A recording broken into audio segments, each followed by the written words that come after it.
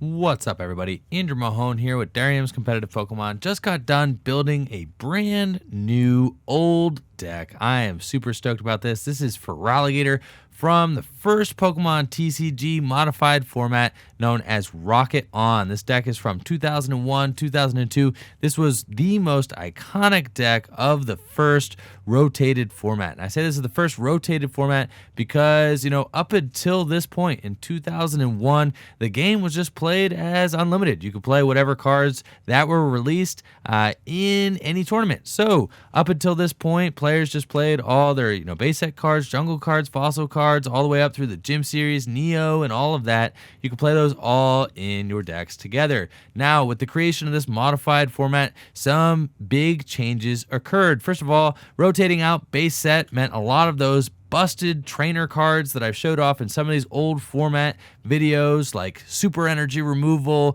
and energy removal and things like that, scoop up, they were all rotated out. So those are all gone, and now we are just left with a much more balanced game. I mean, Oak is gone as well, and Computer Search is gone, Bill is gone. Decks had to evolve and change, and with the leaving of the energy removal cards, you have bigger attackers that cost more energy and more time to be able to build up. These guys are able to get played. So Pokemon with very powerful attacks like Feraligatr here can see some play, even though they take a while to build up on the bench. And just the whole strategy of decks change altogether. So I'm very excited to be debuting. This is the first deck for this Rocket On format. It's called Rocket On because it was the Team Rocket set onward was this format. 2001 and 2002 is when it was played, and I'm excited to be debuting this deck. I just picked up some other cards from this era. I got some Dark Gengars for a Dark Gengar deck, as well as some Giovanni's, Machamps, and also some Blaine's Arcanines and Typhlosions. Going to be putting together some other decks from this era as well. I've got a tripod. I'm going to start giving these a try on tabletop games, see if we can film some in a way that is visually appealing and so that players can easily follow. See if we can help that make any sense for you guys. Also, maybe provide some commentary. I would really like to do that as well. So, going to be trying to get that figured out in the next couple weeks. Just super stoked to show off this deck, and I'm really excited to get to play some games with it myself. So this is it for the Feraligatr deck. Let's get started. We've got 3 copies of Feraligatr here, as well as 4 copies of Croconaw and 4 copies of Totodile. You'll see there is no rare candy, Pokemon breeder, anything like that. We are evolving these guys up manually. We've got 3 copies of Cleffa, 1 copy of Magby, and that's it for the Pokemon. This is a Feraligatr deck through and through. Your whole deal here is to use Cleffa to help set up your Feraligatrs, and Magby can help turn off abilities if you would like to. So, let's take a look.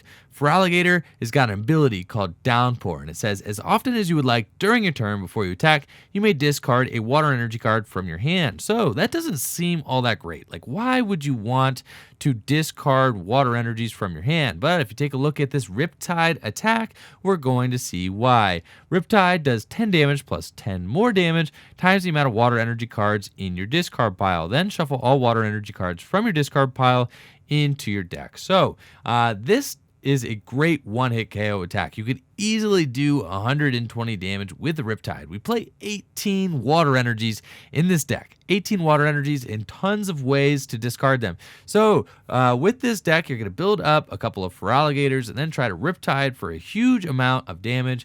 Then, you shuffle the energy back into your deck. Then you're going to continue using Downpour and draw cards and Trash Exchange, things like that, to be able to get more water energy into your discard pile again, Riptide again, and take big knockouts after big knockouts with these huge Feraligatrs. Really, Totodile and Crocodile are really just there to get us to the Feraligatr stage. We do have 4 Totodile. They have 50 hit points. They can attack Fury Swipes for 3 energy and Leer. Flip a coin if heads.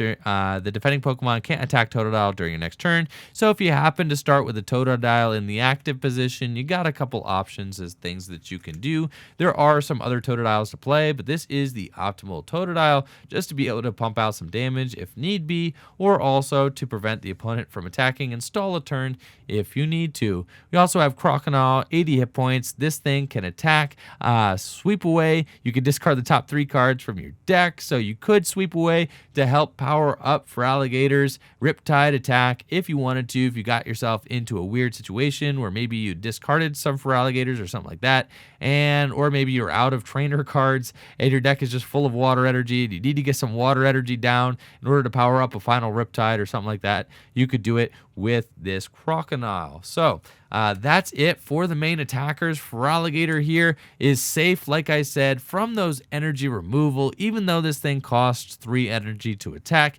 even though it's got a fat energy cost of 3. Gust of Wind is rotated. Energy removal is rotated. This thing can really shine now, and you'll see with the crazy aggressive trainer cards we have in this deck, pulling off Riptide for over 100 damage is definitely not an issue for this deck to do. I'm excited to show off the trainer cards that go in this deck as well. We do play 3 copies of Cleffa. You could play a 4th in here, but 3 seems to be doing just fine. You're going to be using Cleffa to set this deck up. You basically... Cleffa is busted. I mean, this thing's got 30 hit points, seems pretty weak, free retreat, no weakness. What's the big deal about Cleffa? Cleffa allows you to shuffle your hand and draw 7 cards for just 1 colorless energy. So this thing is excellent for setting your deck up. You can hide behind Cleffa, and then Cleffa's got the baby rule. So the baby rule means that if you try to attack Cleffa, your opponent has to flip a coin. If tails, the attack fails. So the opponent's only got a 50% chance of attacking successfully into a Cleffa anyways. And so that creates some weird situations in this Rocket On format where you've got, dual Cleffas. So the opponent's going to start a Cleffa and you're going to start a Cleffa, and then you're both going to be flipping, because in order to eke, you have to flip ahead. So you're going to be flipping, then your opponent's going to be flipping, and you're going to be trying to set your decks up that way. So that interaction kind of happens all the time, and it's kind of funny, but eventually people start flipping heads and you can kind of get rolling after that. Magby is a nice option to have just to sputter. You can cut off your opponent's Pokemon powers until the end of your next turn. So if you've got some Pokemon power that you need to get through, you can go ahead and sputter, shut off all the Pokemon powers, and then that lasts not just during their turn, but then until the end of your next turn. So you get to play your entire turn, without their abilities affecting you either. So this can be a nice option, prevent your opponent from using Downpour, can prevent other decks from using their abilities as well, and Magby is just a nice little option to have that I like the inclusion of in this deck.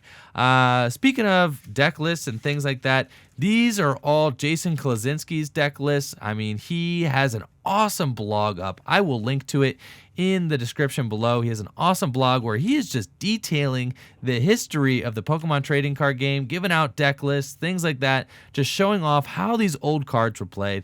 For those of you that don't know, Jason Klaczynski is considered by many to be the greatest Pokemon player of all time, considering that he has won a national championship as well as the world championships. He won the world championships 3 times and has also won a national championship. So big time player. He's been playing the game since the beginning, and to have such a resource where he's going through and really just describing the history of these old formats is, I think, just essential to the history of our game. And I've talked to Jason a little bit about it. I mean, I thanked him. I saw him at a tournament once and I thanked him for what he was doing. But I really appreciate what Jason's doing. So if he ever ends up watching this, appreciate what you're doing, Jason. Shout out to Jason Klaczynski. And I think it's just essential to the preservation of the Pokemon trading card game. And just the history of it. And I think, a lot of players see the value in the history of our game, just knowing where the game came from. And just, because once that's gone, if nobody ever writes it down, we won't really know what these cards did or how they were played or, what kind of decks they were in. And I really respect Jason as a deck builder. So I'm using his list to start off building all these lists. And then, as I get to playing them, I kind of will alter them as I see fit personally. But this is his list to start off. So shout out to Jason. Thank you for everything you do on that blog. Like I said, going to be linking to his WordPress in the description below. As far as the trainer cards go, we've got 4 copies of Professor Elm.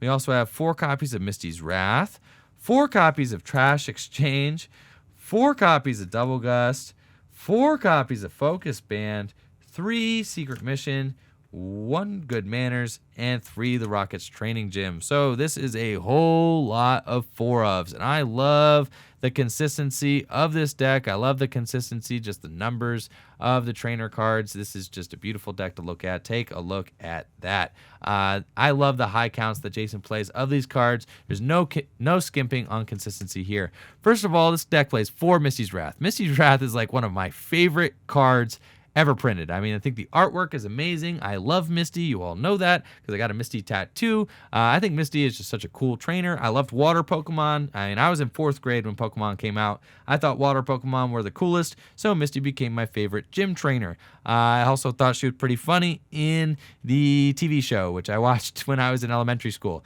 So, for Misty's Wrath, love the artwork on this thing. It's amazing too. Look at the top 7 cards of your deck, choose 2 cards, and put them into your hand, discard the rest. That is very, very aggressive. I mean, that's an aggressive draw card. And these are not supporter cards. You could play 4 Misty's Wrath in one turn if you wanted to, and discard 28 cards from your deck. I'd mill through 28 cards of your deck. Now that seems highly irresponsible, and it probably would be to play all 4 of them in one turn. However, since you are going to be using Misty's Wrath to power up Feraligatr's Riptide, you could easily just discard the water energies that you see and keep the important cards like Feraligatr and things like that. So Misty's Wrath, very good for pitching those water energies into the discard pile and also drawing aggressively to help set up your Feraligatr. A little bit of a more conservative trainer card that we have is Professor Elm. Unlike Misty's Wrath, Professor Elm can only be played, you can only play 1 of these a turn because Professor Elm reads, shuffle your hand into your deck, then draw 7 cards, and you can't play any more trainer cards. So this is kind of, I like to think of Professor Elm as like the first supporter card. Like Wizards of the Coast kind of realized that some of these trainer cards were a little busted and needed to be like nerfed a little bit. So they put a clause on the end of Professor Elm, like sure, you could just shuffle, draw 7, but you can't play any more trainer cards. So Professor Elm, great for consistency, great for getting set up and conserving your resources. And we don't have Professor Oak anymore. There's no Professor Oak. So really, this is your primary draw card alongside Cleffa to help get set up. The Double Gust, I actually use Double Gust as my Guzma proxies in some of my decks in standard format and expanded format. If I run out of Guzma, I'll put Double Gust in there because Double Gust is pretty similar. It says if you have any bench Pokemon, your opponent chooses one of them and switches it with your active Pokemon. Then, if your opponent has any bench Pokemon, choose one of them and switch it with his or her active Pokemon.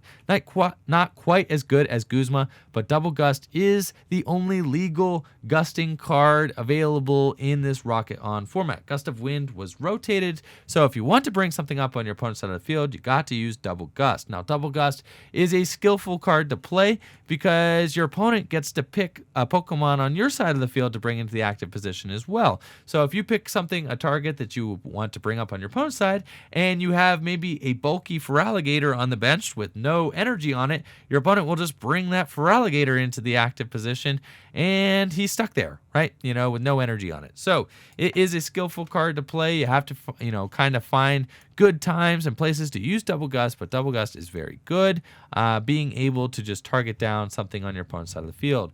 Trash Exchange is what keeps this deck going. This deck is a very, very wasteful, a very aggressive, a very rough deck, as far as discarding cards. Now, Trash Exchange is cool because after you go ahead and burn through a lot of your deck with Misty's Wrath and things like that, you could Trash Exchange, which says count the number of cards in your discard pile and shuffle them into your deck, then discard that many cards from the top of your deck. So what's cool is after you go ahead and you've discarded a bunch of cards, discarded a bunch of trainers, and then you've done your Riptide, you shuffled all your water energy back into the deck, so all that's left in your discard pile is useful trainers that you want to get back. You could Trash Exchange, right? And then you could shuffle all your trainer cards back into the deck and then discard that many more cards. And since you play 18 copies of water, odds are you're going to put some useful things back into the deck and you're going to put some more water into the discard pile. So Trash Exchange really keeps this deck rolling, really keeps this deck, the whole engine running. And the fact that you could Trash Exchange and then, get Trash Exchange shuffled back into the deck means that, it's just kind of this continuous loop. You can continue using trash exchange, trash exchange, trash exchange, and then, keep kind of exchanging your discard pile until you get it to a place where you like, combine it with Misty's Wrath, things like that, and put all the cards you want in the discard pile into the discard pile. We do play 4 copies of Focus Band because what's a Neo deck without Focus Band? Focus Band is a busted Pokemon tool, and there is no tool removal in this format. So this is probably the most frustrating part about this Rocket On format, is that there's these insane tools like Focus Band, but no way to remove them. This format could really use a tool scrapper or a megaphone or a field blower or something like that. Focus Band reads, if the Pokemon Focus Band is attached to would be knocked out by your opponent's attack, flip a coin. If heads, that Pokemon's not knocked out, and its remaining hit points becomes 10 instead. So if your opponent attacks into a Pokemon Focus Band, you have to flip, and if you flip a heads, it hangs on with 10 hit points, and you discard the Focus Band. So this is an insane card. A lot of games can be decided based on whether or not you flip on your Focus Bands well, but that being said, it does make for some pretty exciting finishes when a Pokemon barely hangs on there with just 10 hit points.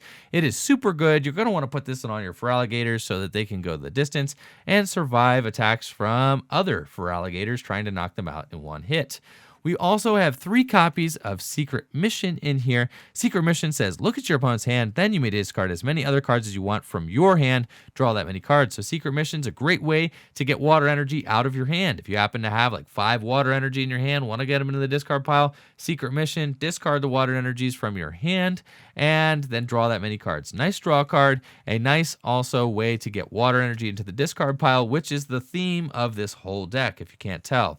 We also play 1 copy of Good Manners. Good Manners is excellent just for being able to search out basic Pokemon. It says in order to play this card, you can't have any basic Pokemon cards in your hand. Show your hand to your opponent, then search your deck for basic Pokemon card, show it to your opponent, and put it in your hand. So nice little consistency boost. Can allow you to search out that Magby that we play as a one of. I do like it for that, but also good for getting Totodiles into play. If you happen to be having a hard time finding one, you can Good Manners and then go ahead, grab one. Also, if you don't start a Cleffa, it's kind of like a way to go grab a Cleffa if you are looking for one. So I do like the consistency boost of 1 Good Manners. And then finally, we played 3 copies of the Rockets Training Gym, which could be a little bit of a confusing card, but we'll explain how this works in the deck. Rockets Training Gym is a stadium card, and it reads, each player pays a colorless more to retreat his or her active Pokemon. Now, why would you want this? It could make, it a little harder for the opponent to play, could stick some Pokemon in the active position, but it also seems like it would make it a little harder for you to play. So why would we do it? Well, what you can do in this format is you could retreat as many times as you want. So Rocket's Training Gym is a way for you to get your energy from your Cleffa that you use for Eek into the discard pile. So it's just one more way to get those water energy cards into the discard pile so that you don't have a water energy just stuck on your Cleffa throughout the course of the game. So by using Rocket's Training Gym, you could give your Cleffa an extra retreat cost from 0, making it 1, and then retreat it, and that can go ahead put the water energy into the discard pile. Now, in this format, you can retreat as many times as you want during the course of your turn, so long as you can pay for it. But, there's not really many reasons to do that. However, if you wanted to, you could retreat a Cleffa with a water, retreat into another Cleffa with a water on it, retreat that one as well back to the Cleffa you had out before, and attach a water onto it for hand, and then you could retreat it one more time if you wanted to. So that's just another way to get water energy cards from your hand or from play into the discard pile, and that's why we play 3 copies of it. So that's it for the trainer cards. As far as the energy goes, we play 18 big ones, 18 copies of water energy, like I'd said before, and that's crazy. That's like a third of your deck is water energy, but you need it. I mean, we saw this deck, relies on doing huge amounts of damage with that Riptide attack in conjunction with discarding water and then just continuously recycling through your deck to be able to just pile water energy into the discard pile, back to the deck, back to the discard pile. It's really a very fun deck to play. I'm excited to try and get some video action of this deck in action. So let me know what you guys think of the base, not the base Neo, but the Rocket On deck Feraligatr in the comments below. Like I said, shout out to Jason Klaczynski for providing us with a very detailed history of the Pokemon trading card game. I think I saw on his blog that he's going to be doing some more recent formats up until now. At the time of this video, he has up until 2003, but he says coming in February, he's going to be doing 2004 through 2007. Going to be looking at the detailed look at the EX era, which he calls the golden age of the Pokemon trading card game. So that's pretty exciting. Go ahead and take a look at his link in the description below. If you happen to find this old deck stuff interesting at all, I highly suggest it. But anyways, thank you all for checking out the video. Make sure to like the video, subscribe to the channel. Peace.